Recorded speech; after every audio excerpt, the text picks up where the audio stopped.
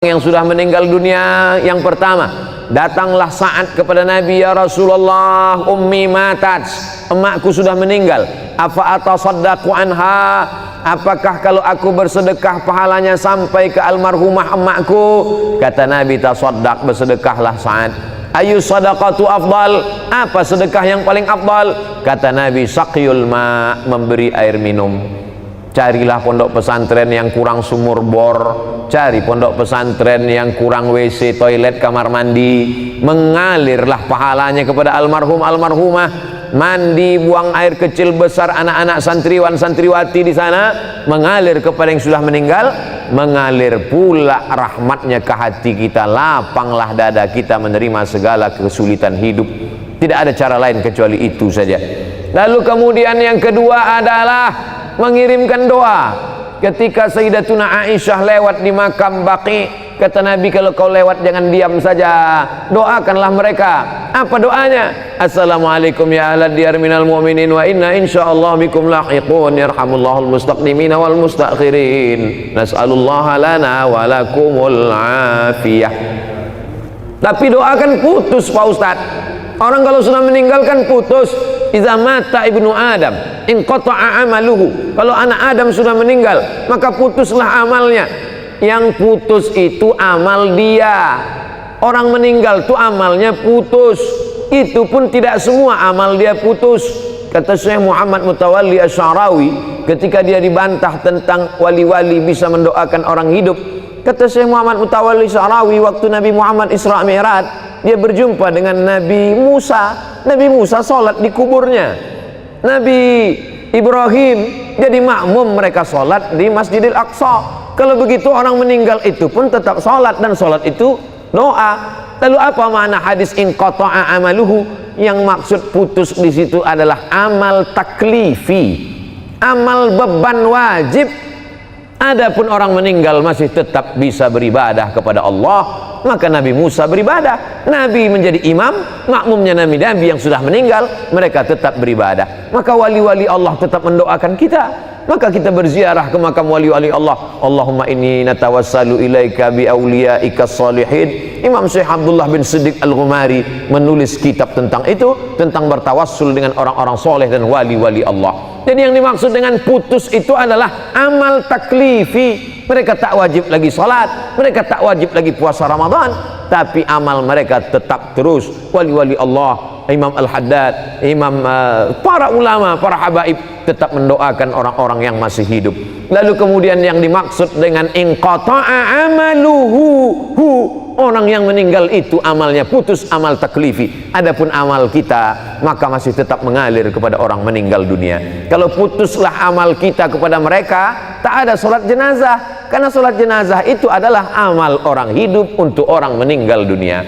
Kalau ada orang mengatakan Fatihah yang kita baca tak sampai pada orang meninggal dunia, berarti nanti waktu sholat jenazah Allahu Akbar, tak pakai Fatihah karena tak sampai. Fatihah dibaca sampai Allahu Akbar, Allahumma salli ala Sayyidina Muhammad wa ala ali Sayyidina Muhammad, sampai Allahu Akbar, Allahumma fir lahu warhamhu wa'afihi wa'fu anhu, maka sesungguhnya doa sampai. Jangan pernah bosan berdoa. Ustaz Somad kalau mendoakan orang tua kapan saja, asal ingat saya, asal teringat wajahnya, saya bacakan Fatihah, Allahumma fir lahum warhamhum wa'afihi wa'fu anhum. Kalau kebetulan lapang, baca Yasin. Lebih lapang Ramadan ini, baca khatamkan Al-Quran. Waktu sempit, bacakan Al-Fatihah. Maka sesungguhnya tidak ada halangan kita untuk mendoakan mereka. Yang ketiga yang sampai kepada mereka adalah tahlil.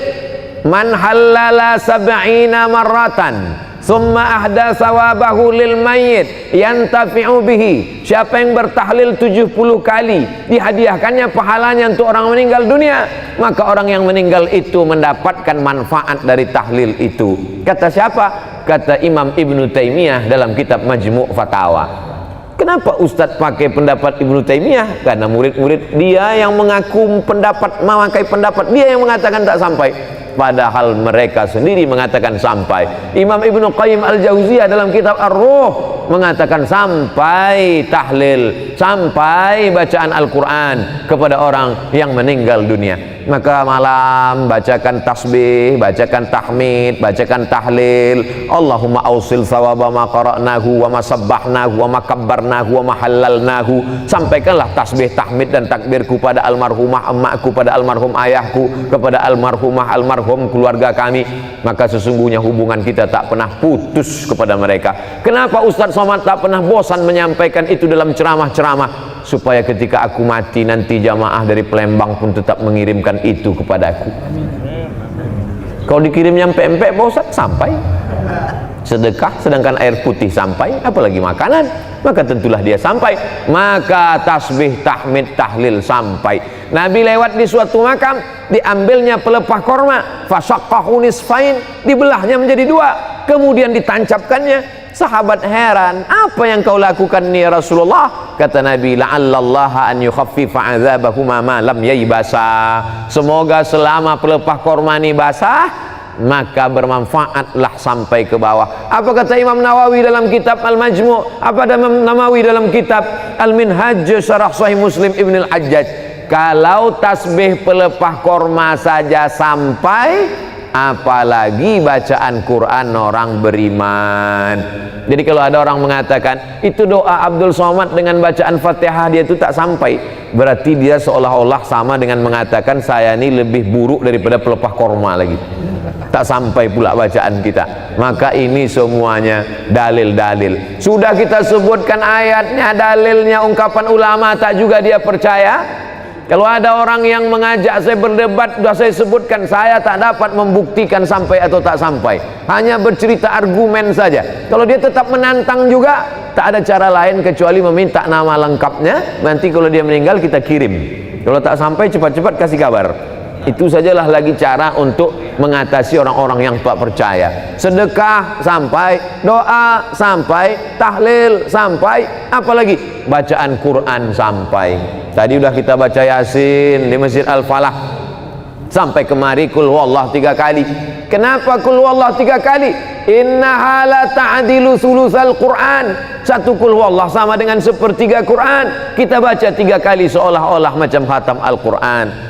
Lalu kemudian kenapa kita baca Qul bil falaq dengan Qul a'udzu bin nas?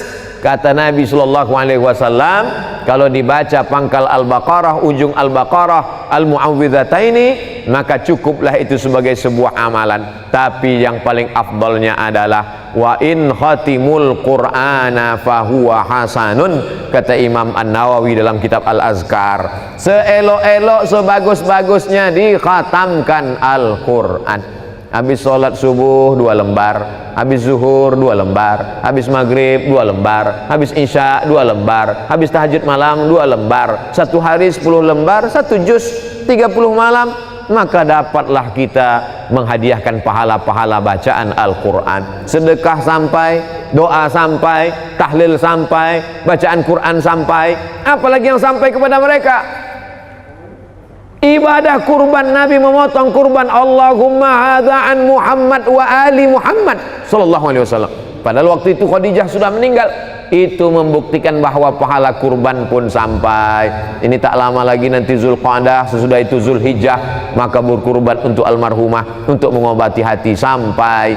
Yang ketujuh, apalagi yang sampai kepada mereka? Labbaik Allahumma syubrumah. Kata Nabi, kau menghajikan siapa? Subrumah. Subrumah itu siapa? Akhi, saudaraku. Kau sudah haji apa belum? Belum. Hajikan dulu dirimu, kata Nabi. Itu membuktikan bahwa haji pun sampai. Kalau dia sudah haji, boleh haji sunat. Kalau dia umrah, maka dilaksanakan. Ini semua adalah amalan-amalan baik. Maka banyak orang tak Islam itu takut masuk Islam. Kata dia, orang Islam, kamu kenapa tak mau masuk Islam? Orang Islam tak sayang pada leluhur. Begitu meninggal langsung dikubur. Dia mau seminggu dulu main gaplek baru dikubur. Padahal orang Islam amat sangat sayang pada leluhur, karena kita tetap mendoakan mereka bertahun-tahun. Bahkan yang sampai itu lebih banyak lagi, lebih banyak lagi. Segala amal baik yang kita lakukan itu sampai kepada almarhum ayah, almarhumah emak. Man dalla ala khairin falahu mithlu ajri fa'ilihi. Siapa yang menunjukkan perbuatan baik, maka dia dapat pahala seperti orang yang melakukannya. Bedanya kalau anak kandung dengan orang lain, anak kandung melakukan baca Quran otomatis sampai, anak kandung berkurban otomatis sampai. Tapi kalau orang lain macam kami yang tak ada hubungan nasab, hubungan darah, maka tadi dibimbing Allahumma awsil sawaba ma qara'nahu wa ma sabbahnahu wa ma kabbarnahu wa ma halalnahu wa ma qara'nahu min ba'di suratil Baqarah wa surati Yasin wa suratil Ikhlas wal Fatihah wal Mu'awwidhataini, dibacakan oleh para habaib kita, maka sampaikanlah kepada almarhum almarhumah. Begitulah hubungan kita tak pernah putus, karena sesungguhnya kita tak pernah mati. Berawal kita dari alam roh, hidup, pindah ke alam rahim, hidup, masuk ke alam dunia, hidup, pindah ke alam kubur, alam barzah, hidup, bangkit nanti di alam akhirat, hidup. Kita tak pernah mati. Orang yang mengatakan mati, wala taqulu liman yuqtalu fi sabilillahi amwat, jangan kau katakan mereka mati, bal ahya, mereka hidup, walakin la tash'urun, kamu yang tak bisa merasakan kehidupan mereka. Makanya para habaib, para wali Allah, bisa mereka dengan koneksi yang sama, dengan level yang sama, bisa mereka melihat itu. Orang-orang yang mati bisa berhubungan dengan mereka. Kenapa? Karena sesungguhnya kita hanya berbeda alam saja, tapi Allah subhanahu wa ta'ala menutupkan dengan hijab dosa-dosa kita. Walaupun demikian kita tetap berkirim bacaan Quran, pahala, jangan pernah lupa. Seperti sebetulnya Ustadz Somad mengingatkan lewat ceramah, lewat tausiah. Beda dengan Tuan Haji Kemas Abdul Halim, beliau menyampaikannya lewat action, lewat perbuatan. Tiap tahun beliau adakan haul, beliau sedang mengajarkan kepada masyarakat Palembang, Sumatera Selatan, Indonesia, karena video ini ditonton di mana orang berada. Tausiah saya 2 tahun yang lalu masih ada di YouTube, bahwa beginilah cara berbakti kepada orang tua yang sudah meninggal dunia. Hari ini banyak kita melihat orang menyepelekan, masih hidup pun orang tuanya diletakkannya di panti jompo. Begitu juga dengan anak yang tak berbakti kepada orang tua, melakukan perbuatan yang dilakukannya itu adalah akan menjadikan hidupnya bergelimang air mata, tak pernah menempuh kebahagiaan. Ada satu dosa yang dibalas Allah di dunia dan di akhirat tetap dapat. Jangan heran kita kalau ada orang pecandu narkoba di dunia hidupnya tenang. Jangan heran kita kalau lihat ada orang pemabuk, pezina di hidupnya di dunia tenang. Tapi ada satu dosa di dunia dapat, di akhirat dapat. Apa itu? Durhaka kepada orang tua. Maka orang yang melawan orang tua di dunia dia tak akan pernah mencium kebahagiaan di akhirat nanti. Jadi kalau ada orang durhaka di dunia susah Pak Ustadz, ya, di akhirat nanti dapat lagi. Betul. Kenapa sudah di dunia dapat, di akhirat dapat lagi? Di dunia itu baru DP-nya aja. Nanti di akhirat barulah dia dapat lengkap fullnya. Maka kalau mau hidup bahagia, berbaktilah kepada orang tua. Haji Alim sudah menunjukkan itu kepada kita. Bertahun-tahun sudah meninggal almarhum, dan cerita tentang beliau selalu saya bawa kemanapun menasihati anak-anak di sekolah. Saya pernah ceramah kepada orang di Palembang.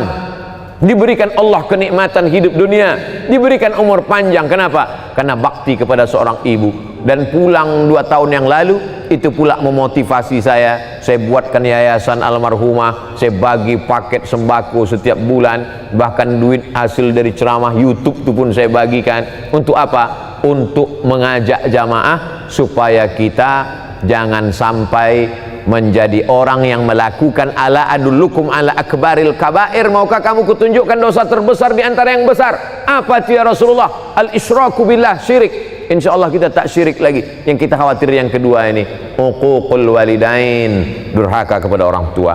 Orang yang banyak ibadahnya, banyak solatnya, banyak zikirnya, maka na'udzubillah la yadkhulul jannah, tak masuk surga. Qati'ur rahim, orang yang memutus tali silaturahim. Hidup ini singkat, macam berjalan panjang, karena panas terik bernaung di bawah kayu yang rindang, sementara matahari redup teduh. Setelah teduh, perjalanan pun dilanjutkan. Perjalanan ini panjang. Waktu lelah, letih, panas, berhenti sejenak di bawah pohon yang rindang. Waktu berhenti di bawah pohon rindang itu jumpa dengan Habib Mahdi, jumpa dengan Ustaz Taqwa, jumpa dengan Sayyidi Profesor Dr.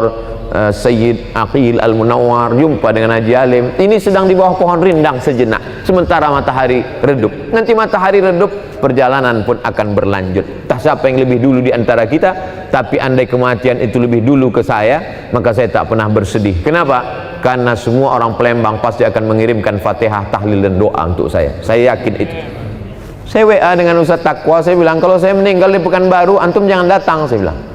Dia tanya, kenapa? Karena tanganku tak bisa menghapus air matamu. Kita ini tidak tahu, kalaulah kematian itu datangnya setelah sakit, betapa banyak orang sehat mati mendadak. Lalu yang paling baik itu apa? Bersiap-siap. Saya kalau tidur malam saat mengatakan bismika Allahumma ahya wa amut, saya sudah siap bahwa nanti kalau buka mata, pertanyaannya marrab buka. Tiba-tiba saya buka besok, oh belum lagi, masih ada jadwal ceramah. Sehingga kalau kita tarawih malam ini seolah-olah ini tarawih terakhir. Sehingga seolah-olah kalau kita berjumpa kita akan tetap semangat. Kenapa? Karena ini pertemuan terakhir. Sehingga kalau kita bersilaturahim dengan kawan-kawan kita, kita akan semangat. Kenapa? Kita anggap itu pertemuan terakhir. Bahwa besok pagi masih hidup berarti bonus. Begitulah setiap hari. Itu akan membangkitkan semangat kita untuk tetap beramal. Sallu salatal muwaddi', salatlah engkau seakan-akan salat terakhir, puasalah seakan-akan puasa terakhir, bersilaturahimlah seakan-akan silaturahim terakhir. Itu membangkitkan kita terus bersemangat. Mengingat mati bukan kita kehilangan etos kerja. Mengingat mati bukan berarti berputus asa. Dengan mengingat mati justru kita makin semangat untuk beramal soleh. Itulah yang dapat saya sampaikan pada kesempatan yang baik dan mulia ini. Lebih kurang 40 menit kebersamaan kita bernilai amal soleh. Aqulu qawli hadza astaghfirullah li wa lakum. A'tadir ala kulli taqsir. Tak layak saya bicara di depan guru-guru kita, habaib kita semua. Allah memaafkan silap salah saya. Wassalamualaikum warahmatullahi